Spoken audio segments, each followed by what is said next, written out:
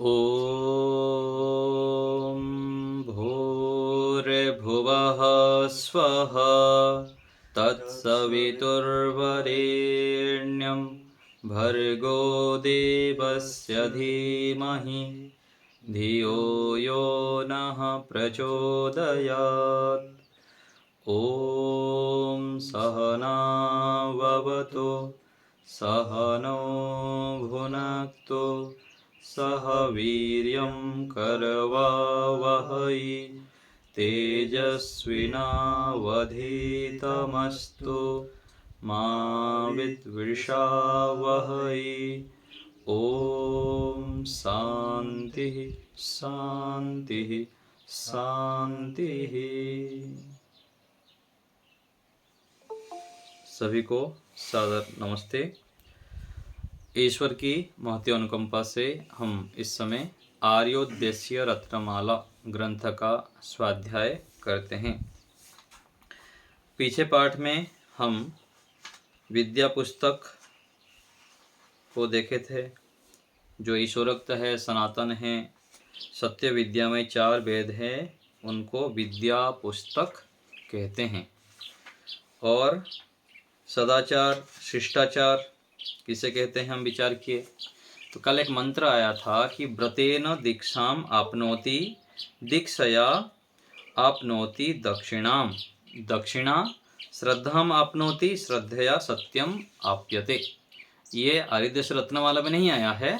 सदाचार की व्याख्या करते समय हम इस मंत्र का आपके सामने उल्लेख किए थे। तो इस मंत्र का जो अर्थ है, ऋषि दयानंद जी ने यजुर्वेद भाष्य में, ये क्या है, यजुर्वेद के 19वें अध्याय के 30 नंबर मंत्र है। अध्याय 19 19 और मंत्र संख्या है 30। तो इसमें ऋषि दयानंद जी लिखते हैं इस मंत्र के अर्थ में, भावार्थ में, पदार्थ में, हिंदी पदार्थ में लिखते हैं कि जो बालक कन्या और पुरुष, जो बालक कन्या और पुरुष व्रतेन, व्रत का यहाँ किए हैं कि ब्रह्मचर्य आदि नियमों से, दीक्षाम ब्रह्मचर्य आदि सत्कर्मों के आरंभ रूप दीक्षा को आपनोति प्राप्त होता है, दीक्षया उस दीक्षा से दक्षिणाम अर्थात प्रतिष्ठा और धन को आपनोति प्राप्त होता है।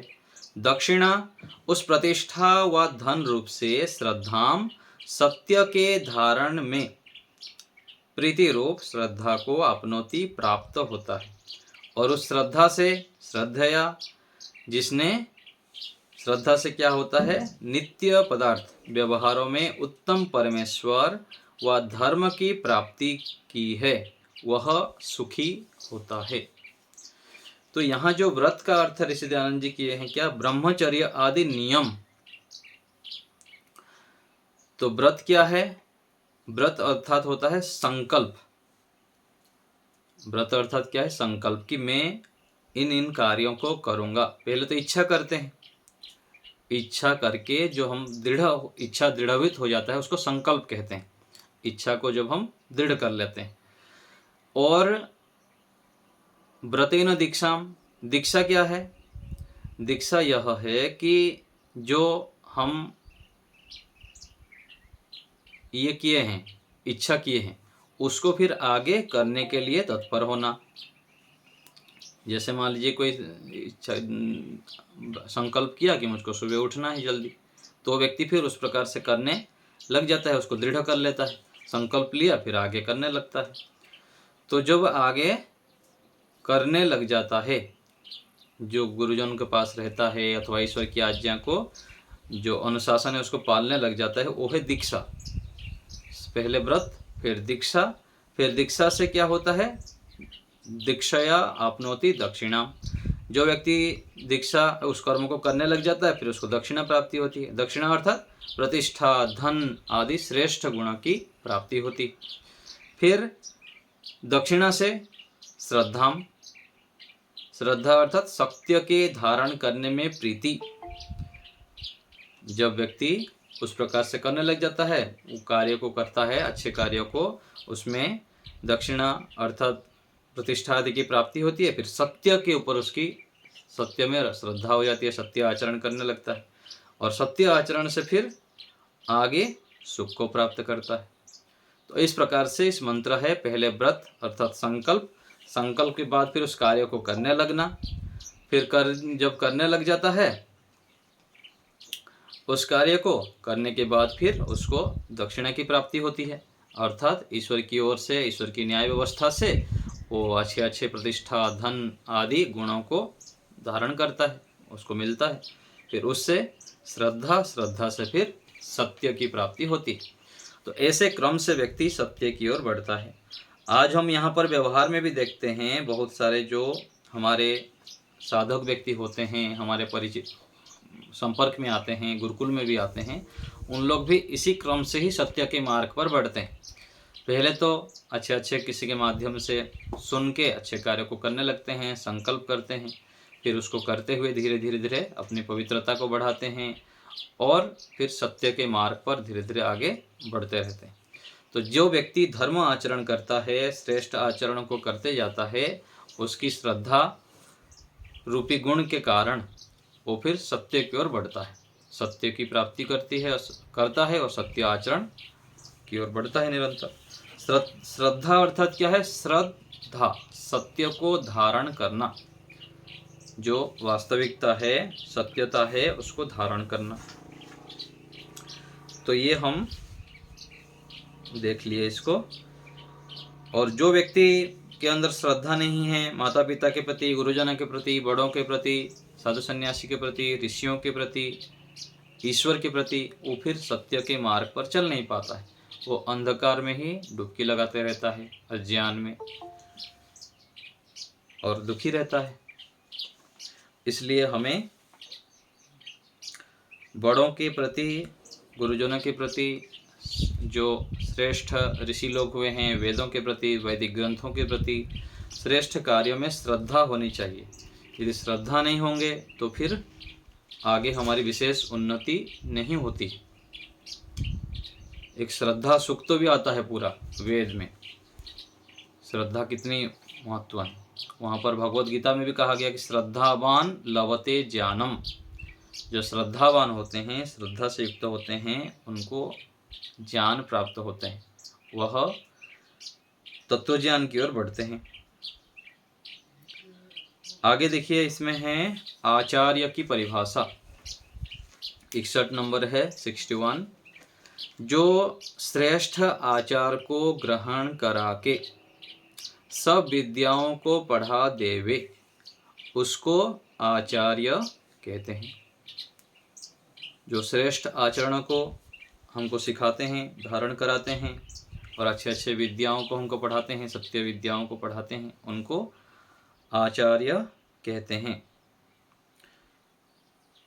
अथर्ववेद में एक मंत्र आता है ब्रह्मचर्य सूक्त में, आचार्य उपनयमानो ब्रह्मचारिणम कृणुते गर्भमन्तः तम रात्रिस्तिस्र उदरे विभर्ति तम जातम द्रष्टुमभिसंयन्ति देवाः।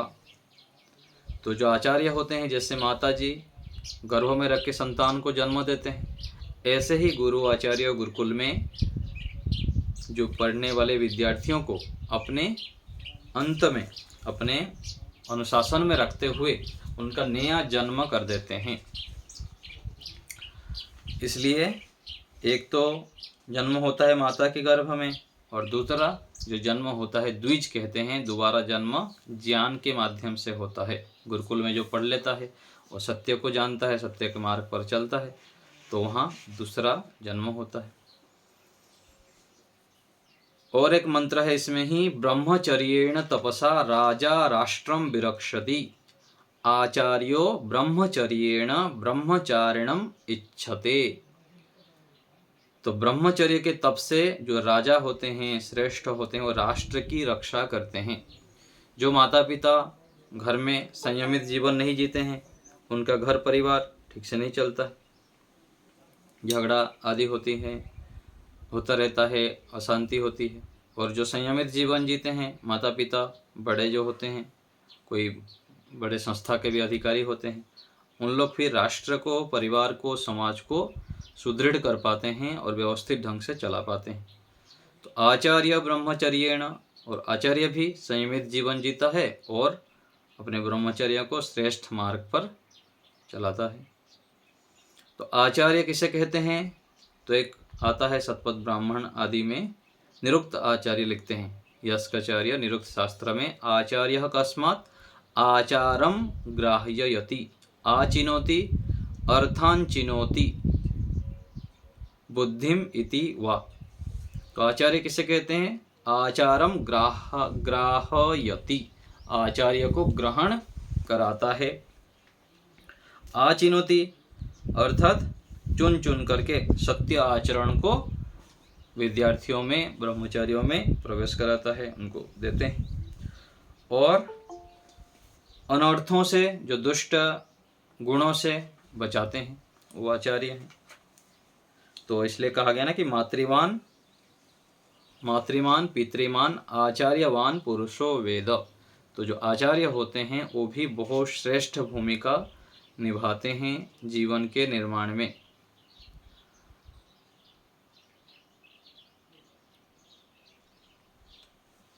तो जब बच्चे 5 साल के हो जाते हैं, 8 साल के हो जाते हैं, उनको गुरुकुल भेजने की विधान है। घर में यदि रखेंगे तो जो श्रेष्ठ संस्कार आने चाहिए, विशेष ज्ञान विज्ञान आनी चाहिए, वो नहीं आ पाता है। प्राचीन काल में हम देखते हैं, रामायण आदि में भी दिखाया गया है।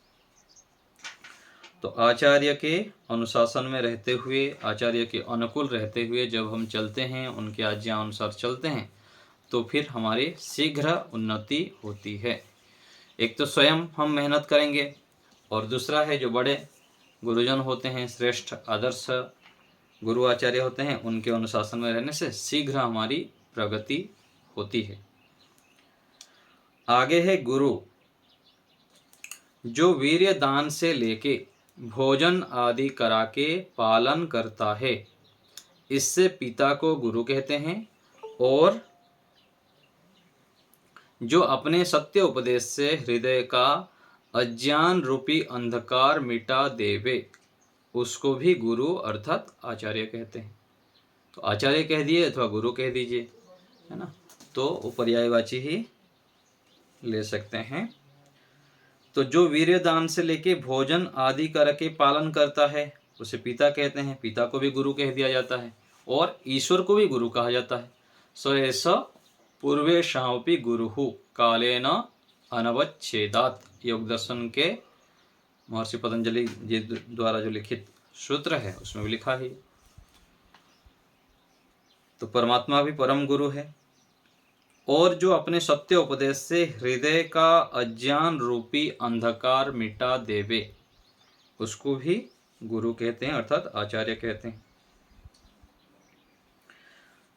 ऋषि दयानंद जी ने प्रथम समोल्लास में गुरु शब्द की व्याख्या लिखते हैं। क्या लिखे हैं? गृह शब्दे इस धातु से गुरु शब्द बनता है। यो धर्मान शब्दान गृणाति उपदिशति स गुरुः। जो यो धर्मान शब्दान, धर्मयुक्त शब्दों से, शब्दों के द्वारा शब्दों को गृणाति अर्थात ग्रहण कराता है और उपदेश करता है, उसको गुरु कहते हैं। और एक जगह पर लिखा है गुरु के विषय में, अज्ञान तिमिरांधानाम ज्ञानांजल शलाकया चक्षुः उन्मीलितम येन तस्मै श्री गुरवे नमः। जो मनुष्य अज्ञान रूपी तिमिर में अंधे हैं, उनकी आँखों को जिसने ज्ञान रूपी अंजन की शलाका से खोल दिया है, उस गुरुवर को नमस्कार है। तो हम लोग भी जब देखेंगे अपने जीवन में आत्मनिरीक्षण करके, तो कितने लोगों से, स्कूल टीचर, जो टीचर हुए हैं, प्राइमरी स्कूल टीचर से लेकर हाई स्कूल है, कॉलेज है, अलग अलग हम जो गुरुकुल से सन्यासी आचार्यों से पढ़ते हैं, कितने लोगों से ज्ञान प्राप्त करके ही आज हम अपने आप को कुछ जानते हैं, बोल के मानते हैं, अपने को योग्य बना पाए हैं आज जितना भी हमको पता है। तो इसके लिए सभी को अंतःकरण अंत हृदय से सदा स्मरण करना चाहिए। और सबसे बड़ा जो गुरु है परमेश्वर को भी बार बार धन्यवाद करनी चाहिए। जब हम दूसरों के उपकारों को बार बार स्मरण करते हैं, कृतज्ञ भाव से उनको स्वीकार करते हैं, उनको ये अंदर से स्वीकार करते हैं, तब हमारे अंदर अभिमान नहीं आता है। नहीं तो फिर हम अभिमान से युक्त हो जाते हैं। मैं तो बहुत जानता हूँ, मेरा सब कुछ ज्ञान है, बल है, धन है। तो हम जब जन्म हुए थे तो उस समय की स्थिति को विचार करिए कि हम कैसे थे और आज कैसे हैं। तो जो हमारे पास ज्ञान विज्ञान है, जो भी शरीर बल साधन आदि हैं, वह सब परमात्मा के द्वारा प्रदत्त और बहुत सारे गुरु आचार्य माता पिता लोगों के सहयोग से है। इसको हमें स्मरण करना चाहिए। तो गुरु ये भी एक कह दिया जाता है ना, गुरुर ब्रह्मा गुरुर विष्णु गुरुदेवो महेश्वरः गुरुरेव परम ब्रह्म तस्मै श्री गुरवे नमः। तो ये क्या है, आलंकारिक रूप में वर्णन है। गुरु ही ब्रह्मा है, गुरु ही विष्णु है, गुरु ही महेश्वर है। अर्थात कोई भी श्रेष्ठ कार्य, यदि बड़ा कार्य हम करना चाहते हैं, बिना गुरु के उसको सार्थक हम नहीं कर सकते। हाँ, ऐसे भी देखने में आता है, कुछ व्यक्ति अपने स्वयं मेहनत से भी व्याकरण आदि पढ़ लेते हैं और अच्छे अच्छे मार्ग पर बढ़ जाते हैं, वो अपवाद रूप में। लेकिन ऋषि दयानंद जी को भी देखिए, और भी जितने महापुरुष हुए हैं, उन लोग किसी न किसी बड़े गुरुजनों के मार्गदर्शन में चले और अपने जीवन को सफल बनाएं। तो हम भी जो बड़े गुरु आचार्य आदि होते हैं, श्रेष्ठ मार्ग पर चल रहे हैं, उनके अनुसार चलें। गुरु किसे बनाएं, वो भी एक आता है। आप लोग के पास कभी है कि नहीं? नहीं तो भेज देंगे, मिल जाएगा। गुरु कैसे व्यक्ति को गुरु बनाना चाहिए, तो जो जैसे उपनिषद में आया कि श्रोत्रिय ब्रह्मनिष्ठम, ये तो संक्षेप में है। जो वेद के मार्ग पर चलते हैं, वेद पढ़े हुए हैं, वेदादि शास्त्रों को पढ़ते हैं, पढ़ाते हैं, उसके अनुसार आचरण करते हैं, ऐसे व्यक्ति को गुरु बनाना चाहिए। और बहुत सारे बिंदु रूप में भी लिखा हुआ है। हमारा जो योग दर्शन पुस्तक स्वामी सत्यवती परिव्राजक जी द्वारा लिखित है, उसके अंदर भी मिल जाएगा। तो आपको कभी हम भेज भी देंगे ग्रुप में। तो ये जो कहा जाता है, ये केवल उपमा के रूप में है, लेकिन उसमें भी जो दुष्ट पाखंडी गुरु हैं, उनसे बचना चाहिए। कैसे गुरु? जो लोभी गुरु लालची चेला दोनों खेले दांव, भव सागर में डूबते बैठ पत्थर की नाव। ऐसे एक श्लोक आते हैं ना, कि गुरु यदि लोभी हो, चेला लालची हो, तो दोनों क्या है, नाव में डूबे मरेंगे। तो इसलिए गुरु भी बुद्धिमत्ता पूर्वक बनाना चाहिए। और दूसरा ये है कि हम यदि धर्म आचरण करते रहेंगे, श्रेष्ठ आचरण करते रहेंगे, तो जो अच्छे गुरु आचार्य मार्गदर्शक होते हैं वो हमें मिल जाते हैं।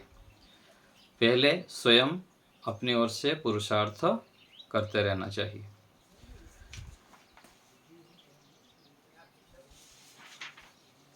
आगे है देखिए, अतिथि।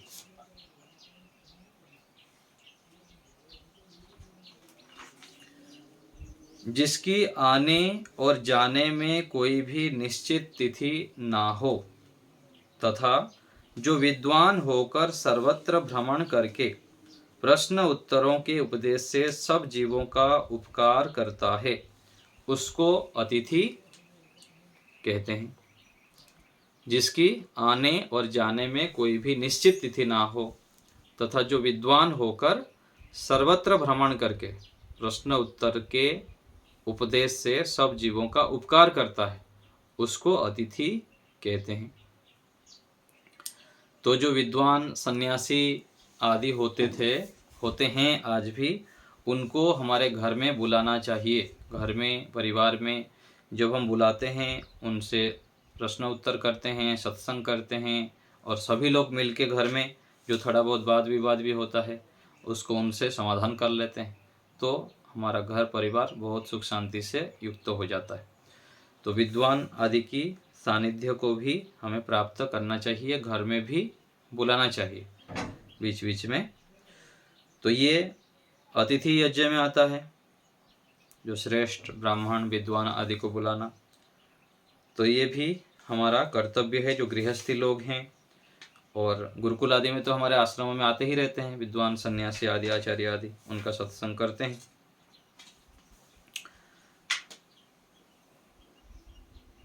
तो सभी के लिए हमें, और इसमें भी आता है ना,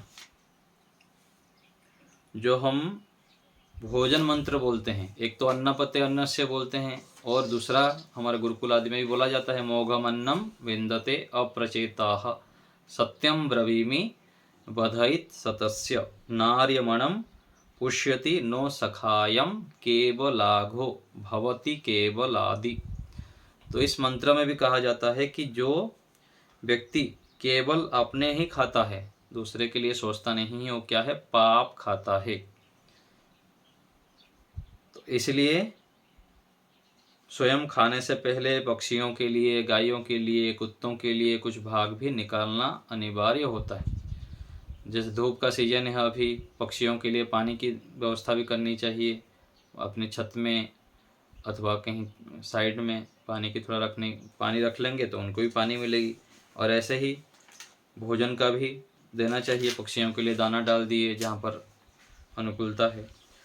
तो ये जब सोचते हैं तो क्या है, हम अपने लिए ही नहीं खाते हैं, सबके लिए सोच के खाते हैं, क्योंकि हमारा जीवन बहुत सारे लाखों लोगों के, करोड़ों लोगों के सहयोग से चलता है। इसलिए हमें भी सभी के लिए सोचकर, विचार करके, सबको बांटकर खाना चाहिए। तो ये जो मंत्र मैं बोला हूँ ये आपको बाद में भेज दूंगा, मेरे को व्हाट्सएप में आप लोग लिख लेंगे तो भोजन मंत्र आपको भेज देंगे।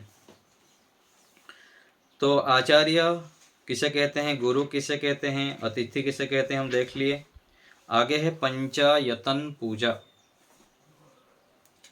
पंचायतन पूजा किसे कहते हैं, जीते माता पिता, जीवित जो है माता पिता, आचार्य, अतिथि और परमेश्वर को जो यथा योग्य सत्कार करके प्रसन्न करना है, उसको पंचायतन पूजा कहते हैं। तो जीते माता पिता का सेवा शुश्रूषा कम करते हैं, मरने के बाद श्राद्ध करेंगे, जहाँ के कहीं पर अस्थि विसर्जन करेंगे, ब्राह्मणों को खिलाएंगे, और भी बहुत सारे पाखंड करते रहते हैं। लेकिन जब माता पिता, सास ससुर जीवित हैं, उनकी सेवा नहीं करेंगे। यहाँ एक आश्चर्य की बात है, बहुत सारे ऐसे देखने में आता है, और आजकल तो बहुत सारे जो वृद्धाश्रम खुल गया है, अनाथालय भी खुल गया है। जो बच्चे बड़े हो जाते हैं तो माता पिता का टोका टोकी सहन नहीं कर पाते हैं, लेके फिर वहाँ पर छोड़ देते हैं, इनका हम सहन नहीं करेंगे। फिर अपना जो नंबर आता है वो देखते नहीं हैं कि हम भी एक दिन बड़े बूढ़े होंगे, फिर हमारी सेवा कौन करेंगे, हमको भी वहाँ पर जाना पड़ेगा। तो जो हम करते हैं वह फिर काटते हैं, जो बोते हैं खेत में उसी को काटते हैं। तो हमें जो जीवित माता पिता आदि होते हैं, गुरुजन होते हैं, श्रेष्ठ बड़े होते हैं, उनकी सेवा जीवित अवस्था में करना चाहिए, क्योंकि उनका उपकार हमारे ऊपर बहुत अधिक है। ऐसे सोचकर उनकी सेवा करनी चाहिए। तो माता पिता, आचार्य, अतिथि और परमेश्वर, परमेश्वर भी आ गए इसमें, तो परमेश्वर की पूजा करनी चाहिए, उनकी भी सत्कार करनी चाहिए।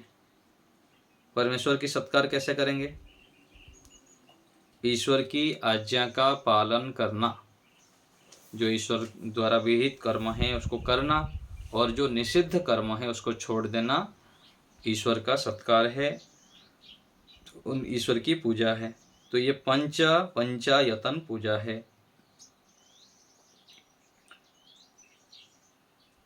सत्यार्थ प्रकाश के 11वें समोल्लास में पंचायतन पूजा के संबंध में एक प्रश्न किया गया है।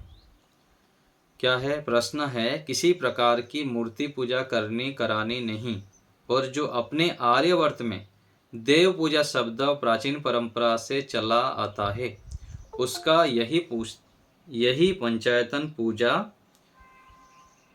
जो शिव, विष्णु, अंबिका, गणेश और सूर्य की मूर्ति बनाकर पूजते हैं वह पंचायतन पूजा है कि नहीं?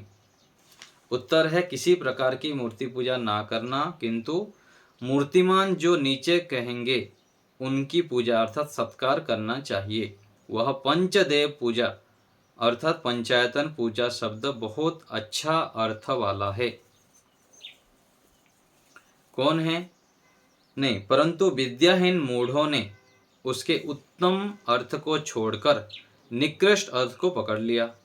जो आजकल शिव आदि पांचों की मूर्तियां बनाकर पूजते हैं उनका खंडन तो पीछे कर चुके हैं। यह तो सच्ची पंचायतन वेदोक्त वेद अनुकूल देव पूजा और मूर्ति पूजा है। सुनो, सर्वप्रथम माता मूर्तिमती पूजनीय देवता अर्थात संतानों को तन मन धन से सेवा करके माता को प्रसन्न रखना। हिंसा अर्थात ताड़ना कभी नहीं करना। दूसरा, पिता सत्कर्तव्य देव है, उसकी भी माता के समान सेवा करना। तो माता पिता हो गए और बाकी सब आया है ऐसे ही, माता पिता आचार्य अतिथि इन सब का। तो जो जीवित हैं, जो हमारे सामने प्रत्यक्ष रूप से देव तुल्य है, ईश्वर के बाद जो हमको हमारा पालन पोषण सब करते हैं, जो माता पिता आदि हैं, उनकी सेवा हमें करनी चाहिए। यही वास्तविक पूजा है। तो पंचायतन पूजा हमें करनी चाहिए। माता पिता, यदि माता पिता पास में भी नहीं हैं, उनको अंतःकरण से उनके उपकारों को स्मरण करना चाहिए, कृतज्ञता प्रकट करना चाहिए। क्योंकि जब हम किसी के उपकारों को स्मरण करते हैं, उनको स्वीकार करते हैं, तो हमारा ही लाभ होता है। तो माता पिता बड़े जो होते हैं उनको यदि पास में प्रत्यक्ष रहते हैं तो उनको नमस्ते करनी चाहिए, सुबह उठ के पहली बार जब देखते हैं और रात्रि को सोने से पहले, और उनके पास बैठ के थोड़ी देर बातचीत भी करनी चाहिए। लेकिन क्या होता है, बड़े होने के बाद सोचते हैं कि ये तो हमको टोकते रहते हैं, ये तो ठीक नहीं है, हमारा हित नहीं चाहते हैं, हर बार हमको दोष ही दिखाते हैं, ऐसे सोच के फिर दूर हो जाते हैं बच्चे और सास जो बहू आदि होते हैं। लेकिन उसका परिणाम ठीक नहीं होता है, क्योंकि जो बड़े होते हैं अंदर से जब हमको आशीर्वाद देते हैं वो हमको कवच की तरह रक्षा करता है। जैसे कल हम श्लोक पढ़े थे, अभिवादनशीलस्य नित्यं वृद्धोपसेविनः चत्वारि तस्य वर्धन्त आयुर्विद्या यशो बलम। जो माता पिता गुरु आदि जो बड़े होते हैं उनके जब हम अनुकूल चलते हैं तो वह अंदर से हमको आशीर्वाद देते हैं, और वह आशीर्वाद हमारे लिए बहुत अधिक लाभकारी होता है, और हमारी आयु विद्या यश आदि बढ़ते हैं इससे। इसलिए इनके अनुकूल हमें आचरण करना चाहिए, उनकी पूजा निरंतर करनी चाहिए। और जैसे बताया, अतिथि यज्ञ आदि भी करना चाहिए, बलि वैश्वदेव यज्ञ पशु पक्षियों के लिए, और संपूर्ण संसार के लिए भी हमें सोचना चाहिए। और अग्निहोत्र जब करते हैं उसमें विशेष बलि वैश्वदेव का आहुति भी डालते हैं, विशेष घी मिष्टान्न आदि से। तो ऐसे हमें जानना चाहिए, समझना चाहिए और उसी प्रकार आचरण करना चाहिए।